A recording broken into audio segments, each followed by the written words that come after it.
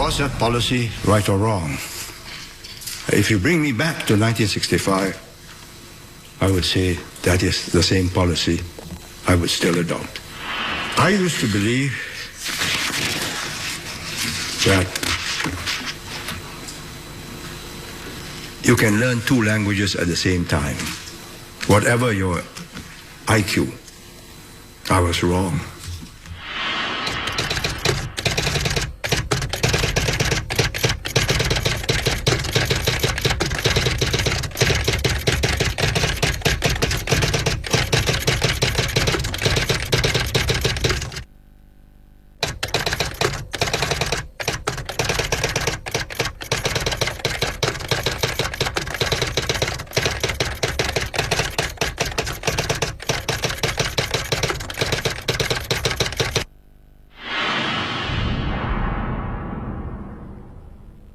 We start off from where we were, let's say, after the war, 1945. Or even 1965. We were in different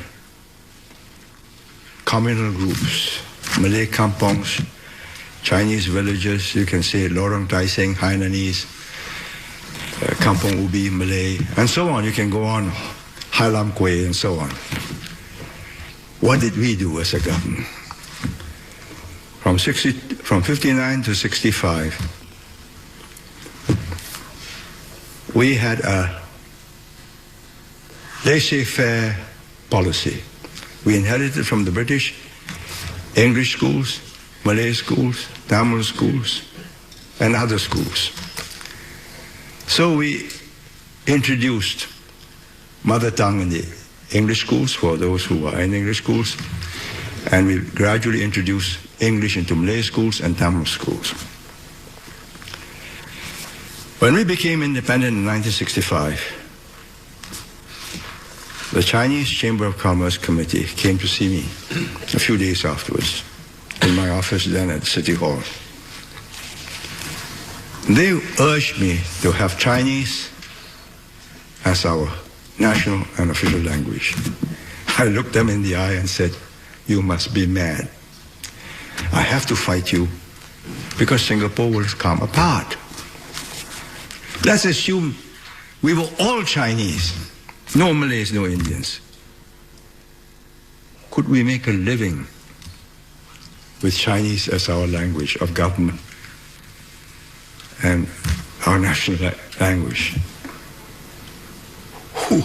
Who's going to trade with us? What do we do? How do we get access to knowledge?" So there was no choice. The choice was, having made English the working language of government and of administration, what do we do about the mother tongues? If we had no set policy and we allowed free market practices, free choice, all mother tongues would have eventually vanished. Because the first business of any parent is to make sure that his or her child can make a living. It was as simple as that. Therefore, we decided that however unpleasant, however contrary to the concept of a homogeneous society, each racial group will learn its mother tongue as a second language. Was that policy right or wrong? If you bring me back to 1965, I would say that is the same policy I would still adopt. So I take responsibility. Will we ever become completely homogeneous? A melange of languages and cultures? No. Why did we take this route? Because we have no other choice. If we have only English and we just allow the other languages to atrophy and vanish, we face a very serious problem of identity and culture. An understanding of your native language, even though you cannot, it is not your master language, but an appreciation of the proverbs, of the sayings, of the aphorisms, gives you that sense of identity. How do I know this? Because I learned Chinese late in life, and I rediscovered snatches of what I heard my parents, my grandparents spoke to each other in dialect. And I say, ah, yes, that was what they meant. It resonates, pulled at my heartstrings. Would I want to see it lost? Absolutely no. So because I have been primarily responsible, I would like to take this opportunity this afternoon to explain why we are doing this and why. Had I known all the difficulties of bilingualism in 1965, as I know now today, would I have done differently? Yes, in its implementation, not in its policy. I started off in a Chinese school, Kuan school in Zhuqiang. My grandmother wanted me to be educated in Chinese. I hated it. My mother spoke to me in English at home and some Peranakan Malay. I spoke to the village kids in Hokkien and Malay. Here was this chap mumbling away in some dialect accented Mandarin. I didn't understand a word of it. So I persuaded my mother to send me to Tulok Kurau English School after 2 months. She did. Sometimes I regretted having done that because I paid for it later on. In 1955, when I went to Tanjung Pagar to contest my first election. And I've been paying for it ever since, because my opponent, Lam Tien, a Hakka like me, challenged me to a debate in Mandarin in Tanjung Pagar. So what could I do? Shall I speak Cantonese? Because I could speak some Cantonese with my maidservants at home. I debated this furiously with my wife. She said, "Don't, this is kitchen Cantonese, don't try this." So I got hold of a Chinese reporter, left-wing reporter for Sin Pao. This is a pro-communist newspaper. I said, "Can you do a speech for me in Chinese, 1 page Mandarin?" He did. I said, "Make it simple." So I could read the characters. The problem was the pronunciation. So furiously learned the pronunciation. I sweated blood. 20,000 people in Kretai. And my first speech in Mandarin. They saw me struggle. They cheered me. I knew I'd win. And I did. By 1959, general elections, I could make speeches in Mandarin, no problem. But unfortunately, at that time, the majority of the audience was Hokkien listening. You reached the largest number of people in Hokkien. So our Hokkien speaker first was Lim Chin Siong.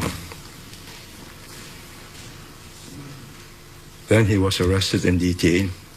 Then we had Ong Eng Kuan. Good Hokkien speaker, became the first mayor of Singapore. But in 1961, he wanted to be the leader, found some excuse, quarreled with the party, resigned, by-election in Hong Lim. By that time, we couldn't trust Lim Chin Siong anymore because we knew he was on the other side. So Go King Swee came to see me and says, "No choice, you better learn Hokkien. You be our Hokkien speaker, otherwise we'll have no end to this problem." I can tell you, this was March 1961. If I did not learn Hokkien, the rest of history would have been different. I learned like mad. My first speech, China Street. Street rally. Lots of kids around. First meeting, I think March, April. Because they all live in one room cubicles, so there's nothing to do at night. You watch an election rally with a lorry crowded around. I spoke Hokkien. They laughed hilariously.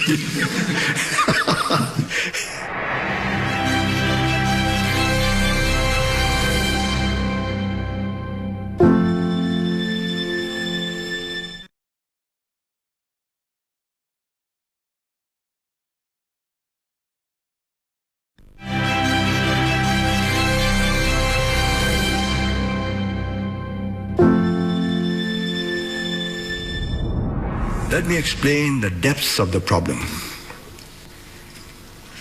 I used to believe that you can learn two languages at the same time, whatever your IQ. I was wrong.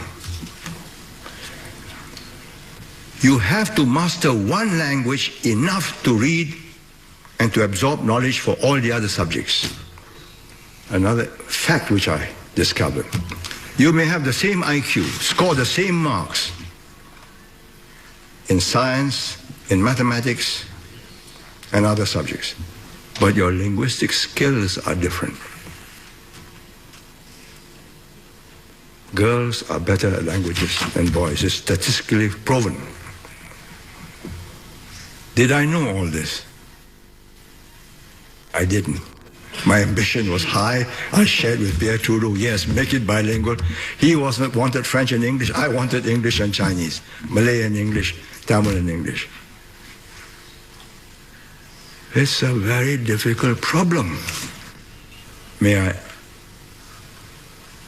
round up by saying, we cannot ever settle this forever. The language values, the value of the language will change. The emphasis that each parent wants for his child will change. So we adjust our policies accordingly. We start off with the realities that this is what we are, and we should be grateful that we have got here in one piece. How do you take it forward? I say, please take note of how we have evolved it gradually and let it evolve further. Don't go for one-stroke solutions. You may regret it. 再让我说明一下新加坡的一个特征。我们的各族杂区甚至占全人口76%的最大的华族，也是由几个不同的集团所组成的。要使这些不同的集团对政治具有同样的见解，并不是容易的一件事情。但是，政府必须调和各种不同的见解，使人民支持政府推行适合于全民利益的政策。我们应给下一代人更多的共同点，建立他们的前途。我们必须给我们的子女在他们各自的语言和文化方面奠下根基，同时也通过一种第二语文给他们得有最大的共同点，使他们在这基础上展开平等的竞争。现在通晓两种语文的学生人数越来越多。现在我们的一个难题是如何提高第二语文的教学程度，使学生可以在没有深厚语文家庭背景熏陶的情形下，也能够通聊2种语文，自己的母语和英文。现在已有越来越多的家长逐渐了解，一定要这样做才对的。Supaya bahasa Inggris dapat diterima sebagai bahasa kerja kita, bukanlah semudah yang disangkakan.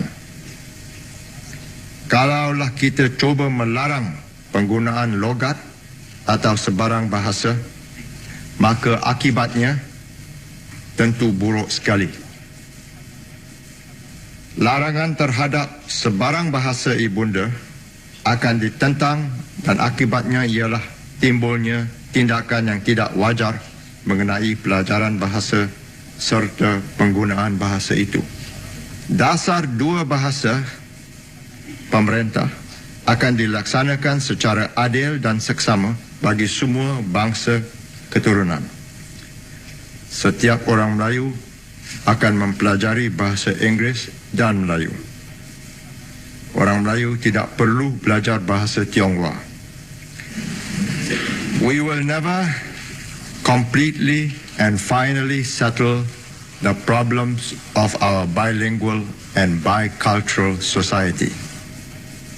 There is always an undercurrent of competition for dominance between languages and cultures.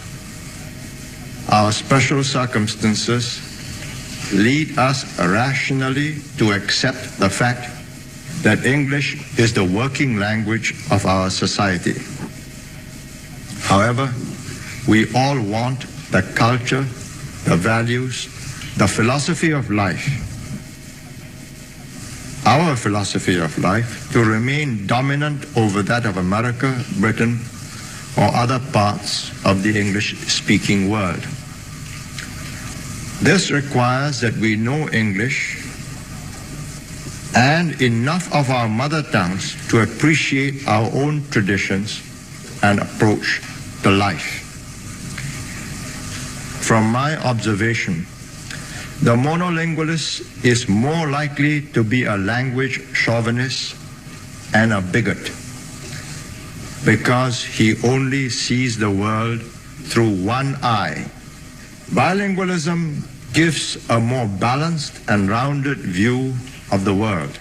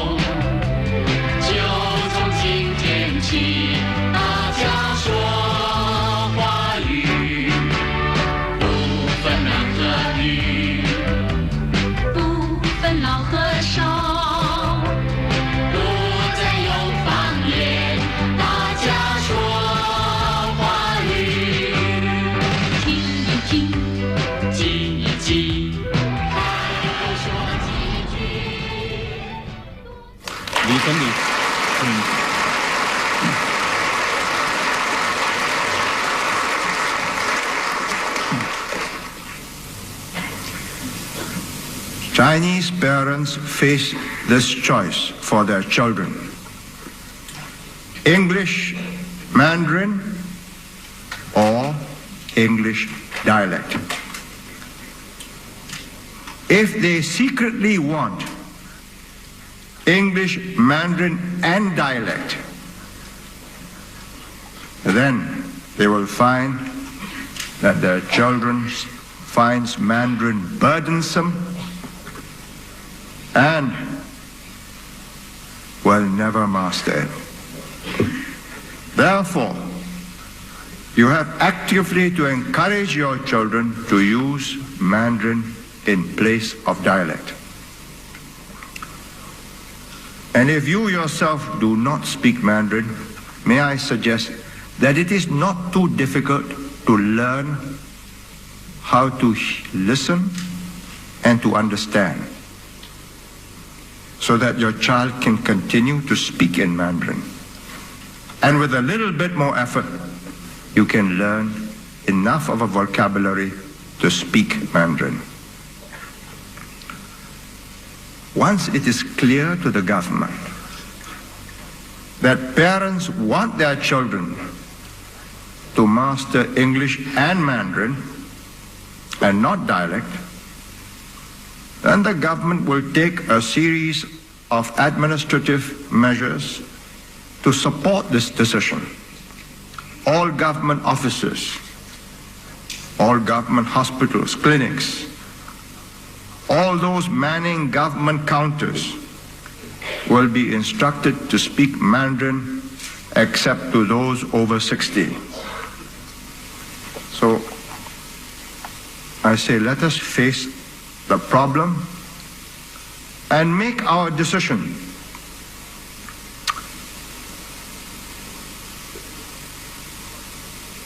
If we continue with dialect,